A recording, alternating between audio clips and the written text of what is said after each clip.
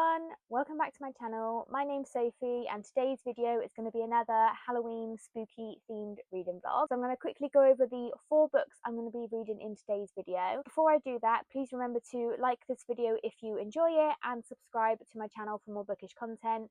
I post videos every Sunday. So let's dive into the 4 books I'm going to be reading in this vlog. So first up, we've got the X-Hex, which is a sort of spooky rom-com. I've been wanting to read this one for quite a few years now, so I'm glad I'm finally getting around to it. I then have The Year of the Witching by Alexis Henderson. I have no idea what this one is about. I think this is more of like a horror, which I'm quite excited by, so we'll see what I think of this one. And then I've got 2 thrillers, first of which is The Housemaid by Frida McFadden. I have got quite a few Frida McFadden books on my TBR and I've not read a single one, so I want to start with her probably most popular series. I've heard a lot about this series, so I'm excited to get into it. And then the final book for this vlog is going to be The Paris Apartment by Lucy Foley.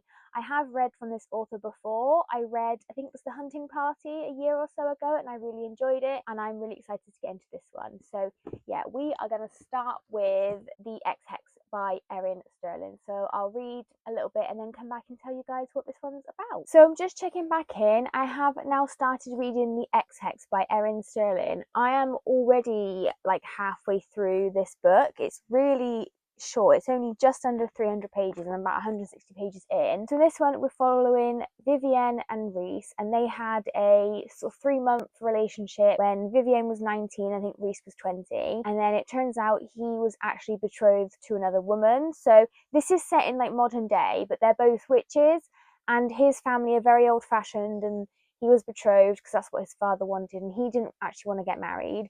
He told Vivienne that he was betrothed and was going back to Wales to sort it out. And this is, I think this is set in America. I'm getting a bit confused as to where this is actually set. And his family is from Wales, so he was going back to Wales to end the betrothal. And she obviously wasn't very happy, broke it off with him, was quite upset about the whole thing. And then her and her friend pretended to do like a curse on him, and what actually happened was they did actually curse him, and 9 years later he has to return to the town, the little village that they live in. The magic in the town is like founded by ley lines, and he needs to, one member of his family who founded the town needs to come back and recharge the ley lines. When he comes back into the town, that's when like the curse sort of activates, and his car breaks down. He tries to change the tire, it all goes wrong, and him and Vivienne cross paths, and she just decides to leave him on the side of the road. And then the next day at the, I think it's like Founders Day, there's like a little ceremony in the town, and he does a speech, and as he's walking off the stage, a statue of one of his ancestors, the head like breaks off and nearly kills him, and that's when he kind of realizes that he's been cursed. And that's when Vivienne realizes that she did in fact actually curse him, which she didn't intend to do. It was like a fake curse. So we're following them as they're now trying to break this curse, and they're obviously revisiting their attraction to one another. And yeah, it's just a really cute, fun read, like a bit of a witchy romance. It's so quick to read. I definitely think I'm literally going to finish this tonight. I only started it like about like an hour and a half ago. So yeah, definitely going to finish this tonight. Really cute, just a bit of fun. It's nothing really like amazing. Like the witchy stuff is really interesting. All the stuff about the town's really cool. But yeah, I'm really enjoying this one so far. So yeah, I'm hoping to finish this one tonight, and I'll check back in with you guys when I finished it. Hey guys, I'm just checking back in as I have now finished The X-Hex by Erin Sterling. I'm going to give this one 3.5 stars. It was a really fun, like witchy romance. There was, you know, we had ghosts, we had possession, we had all sorts of like witchy vibes, and like the romance was really cute. It wasn't really anything special. I do feel like the plot was resolved quite easily with the whole curse thing. More was revealed about the curse later on in the book, and it wasn't what we kind of were led to believe. And yeah, it was just kind of resolved pretty quickly. They seemed to spend a lot of time like researching, trying to find ways to lift the curse, and then like didn't get anywhere. And then, you know, the deadline sort of came, and then suddenly they were like, oh yeah, I know how to do it. And it was just kind of like, well, you didn't this morning. So yes, that was like a bit annoying, but like it was a fun, quick, easy read, which is kind of what I wanted, and I enjoyed it for what it was. So yeah, 3.5 for this one, and I have actually already reserved, because this is a series of like companion novels, I think there's like 3 of them, so I've already reserved the second one. Hopefully I can get to that like maybe later this month or in November, just to kind of keep the witchy vibes going. But yeah, I did really enjoy this one. So then the next book for this vlog, I'm kind of torn between The Year of the Witching by Alexis Henderson and The Paris Apartment by Lucy Foley. So I think I might leave it until the morning and then just see which one I'm more in the mood for. I'm probably going to go for, I really should read this one because it's a library book and it needs to go back, but then I just kind of want to read this one. So I don't know which I'm going to pick up. Maybe I'll just like read a chapter of both and then see which one kind of pulls me in a bit more. But yeah, so I'll decide in the morning out of these two. Hey guys, I'm just checking in. I have now started reading The Year of the Witching by Alexis Henderson. I'm really enjoying this one so far. I feel like this is a bit of a tangent of a plot. So we're following Emmanuelle, who is a daughter of Sin. Her mother Miriam was supposed to marry the prophet, and the prophet is like in charge of the town and they lead like the holy sermons and stuff, and the prophet takes many wives. So the prophet is like probably old enough at the time to be Miriam's father. Miriam does not want to marry him, and she falls in love with like a farm boy or something, and he is what is called an outsider. So it's not really explained who exactly the outsiders are, but this particular boy is black, so he's like not accepted, and they are sort of placed in like a sort of shanty town in this village. So she runs away with him, he gets found, he is set alight and burnt to death for the sin of sleeping with a woman who is like taken. And then Miriam runs off into the woods and comes back when she's like 8 months pregnant and births Emmanuelle, and then Miriam dies during the childbirth. So Emmanuelle is, like I said, the daughter of Sin, and because she's part of the outsiders and she's part of the sort of accepted society, she doesn't really fit in. And her friend Leah, who's basically like her only friend, is chosen to be the next wife of the prophet. The prophet's got about 20 wives at this point. Ugh, creepy. Anyway, so that's like the setup. The town was founded when the very first prophet burnt 4 witches who were like causing mayhem, supposedly. That's like the setup. And then what happens is Emmanuelle, like, she wanders one night into the dark woods because like she's supposed to sell their ram because they're really struggling for money, and she's supposed to sell the ram, and the ram runs off and he goes into the dark wood, and then she finds him and he's been killed, and she finds his head.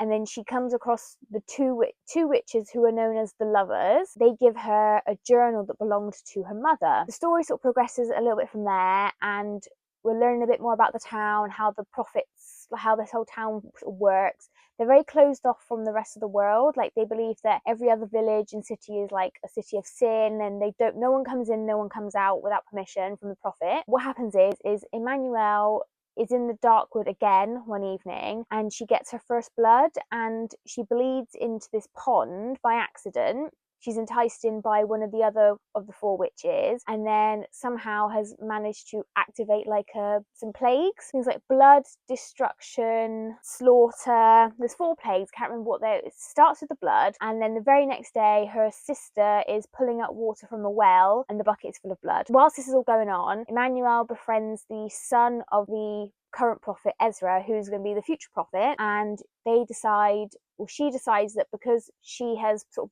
accidentally brought down these plagues without telling Ezra this, because she can't admit this to anyone because they'll just burn her alive, is that she's going to find a way to try and reverse the plagues and save the town. As well, the prophet is very, like, this is a really creepy book. Like, the whole society is really interesting. It's very like oldie timey, like women have no rights here. So like there's another instance where a young girl and a young boy, I think they like have sex or something, and they get caught having an affair, and I don't know what happens to him. I can't remember what happens to him, but she's muzzled and put in the stocks and then like whipped and beaten, which is just like, ugh.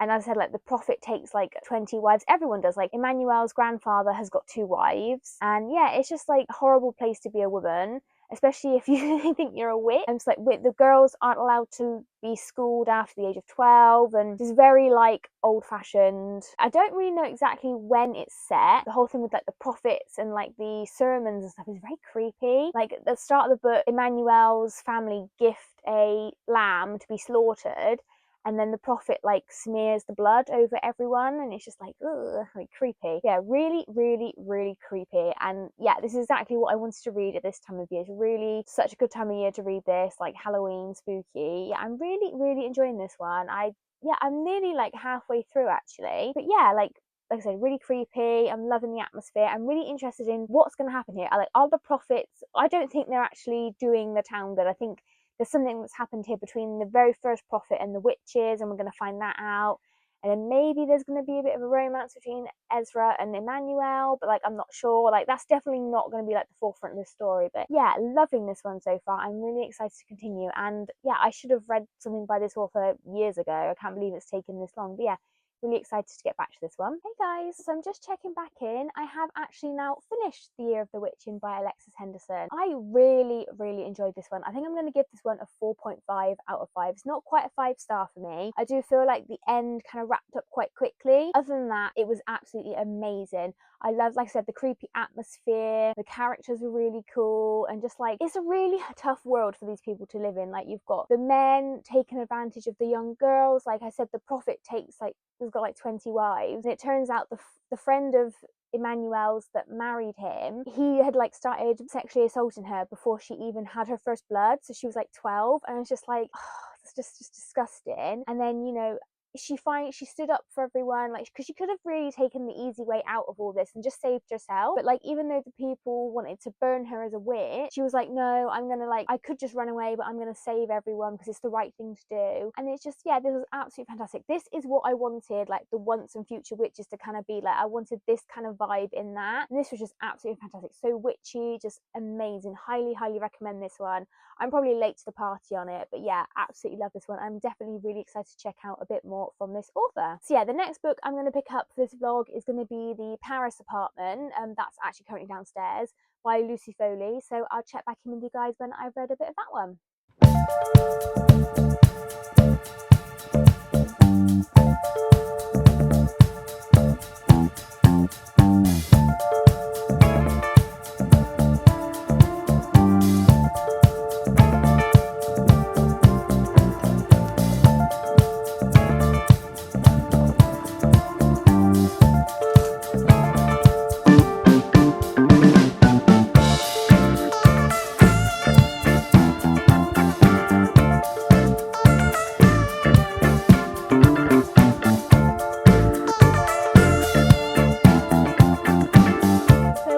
Started reading The Paris Apartment by Lucy Foley last night. I'm up to page 152. I'm not really sure on this one. So we're following our main character Jess, and she travels to Paris to stay with her brother. Something's happened while she was living in the UK, and she needs to sort of escape. And when she gets to his apartment, she's ringing the buzzer, no one's answering. She manages to get inside, and he's nowhere to be found. His keys are there, his wallet's there, everything is still in the apartment. There's a very strong smell of bleach, and the cat that Daniel has got blood all over its fur. Yeah, in the prologue, we have Daniel's perspective, and somebody unlocks his apartment door whilst he's leaving Jess a voicemail, and I guess attacks him and probably kills him. But that's not been confirmed yet that he's dead. Like, they don't know that he's dead, but obviously the reader suspects that he is. And I'm not sure on this one. So we're introduced to the lonely wife, the party animal, the curtain twitcher, the secret lover, the watchful caretaker, and obviously the unwanted guest is Jess. So there's this cast of characters, and it's very clear from like the first chapter we read from all of their sort of points of view that none of them like Daniel, and it's very much like, oh, I've got a secret, but like, it's kind of not actually adding to the suspense. When you know that every character's hiding something, it kind of takes the suspense away. And then I think this is trying to be really scary, and things like, I don't know, like, there's a thing with the cat, like one of the chapters from Jess's point of view before she sees the cat ends with something jumping out at her, and then you read on, it's like, oh, it's just the cat. So then it makes all of the sort of cliffhangers of the chapters just really uneventful, because you're just like, oh, it's just going to be nothing again. And I do have to say, I don't really feel like Jess is a very clever main character. Like, she discovers in Daniel's apartment there's like a door that's unlocked that leads to sort of like some back stairs and back corridors, and she discovers it, she goes through it, she gets locked in, and then someone lets her out, and then she just like doesn't bother to like barricade the door that leads into her apartment. And it's just kind of like, I feel like at this point you're just asking to get murdered. I don't know about this one. Like, it's a lot of perspective, there's a lot of characters that we're very quickly introduced to, and like I said, they've all got secrets, none of them like Daniel, and I'm just kind of like, I'm not sure. I'm not sure. I'm hoping it all comes together at the end, but yeah, we'll see. I don't know who it is. It could have been any of them that murdered Daniel, to be honest, because they've all got secrets. So I don't know. We'll see about this one. Hey guys, so it's been a couple of days, but I have now finished The Paris Apartment by Lucy Foley. So I finished this one a few nights ago. I gave this 3 stars. It was good, but it's not really anything special. I feel like there was a lot of build up and there was a lot of tangents to the plots that we then kind of, like, it made sense, but it just seems like the reveals and sort of like the final twists were just kind of really out of nowhere. And even now, looking back on the book in sort of retrospective, I can't really see how this kind of even came to be. Yeah, like, it makes sense, but it also doesn't. And like, there was just too many suspects. I think, yeah, like, I don't know, like, it was okay. It's not my favourite of hers. I've only read 2 of hers. I preferred The Hunting Party. I'd be interested to see what I think of a couple of other thrillers by her. Yeah, it just wasn't what I was expecting it to be. And yeah, like, it was a quick read. It was okay, it was fun, but not the best thriller I've read, and certainly not the best book of this vlog. Yeah, I don't really know what to say, like, what I'm trying to say, really. Like, it was just okay. I thought it was going to be a lot creepier, and like, it was at the start, like the creepy atmosphere that we got at the start, like I said, when Jess is in the apartment and then someone just randomly walks in and is walking around and she's just like pretending to be asleep, and like the back staircase to the flat that she's in, and all that kind of stuff, all the history of this apartment complex. And I feel like we didn't really get much of that. It was very character driven, but we didn't really delve into the characters all that much. Like, we did for some of them. And then, like I said, like, the reveals at the very end were kind of interesting, but like, they just seemed really wild and out of nowhere. And there wasn't much foreshadowing or anything like that. And I know I'm not the best at picking up on foreshadowing, but even looking back, I can't think of anything. I don't want to spoil it, but like, the final sort of reveal about everything, I was kind of like, there was no hints to this throughout the book. And usually thrillers, kind of, a good thriller author will put some hints in throughout the book, like Riley Sager did in The Only One Left, which I read in another vlog. That one was really good, and there was hints throughout that you look back on, you think, oh god, yeah, how didn't I get that? I don't feel like that with this book. I just kind of feel like I went along for the ride. The author told me what happened, and that was that. I didn't really guess anything, or like, even I can't see how this happened, if that makes sense. So yeah, bit of a disappointment, this one, but I still gave it 3 stars because it was a fun read. It was okay, still good. So that means the final book I'm going to be reading for this vlog is The Housemaid by Freida McFadden. I'm really excited to read this one. I've heard so many good things about Freida McFadden. Everyone's reading her at the moment, especially this series as well, and it's only a quick one, so I feel like I could get this one read pretty quickly. So I'll check back in with you guys when I've started this one. Hey everyone, I'm just checking back in. I have started reading The Housemaid by Freida McFadden. This one is so interesting so far. So following our main character Millie, who has recently come out of prison, we don't know what for. She was in prison for 10 years and she was in prison when she was 17, so that would make her about 27. So she applies for quite a few jobs and isn't very successful, and she's living in her car. She's currently on parole, and if she doesn't get a job soon, she's going to have to go back into prison because that's the terms of her parole. She applies for a job as a housemaid in the Winchesters' home. Now, the Winchesters are a very, very rich family.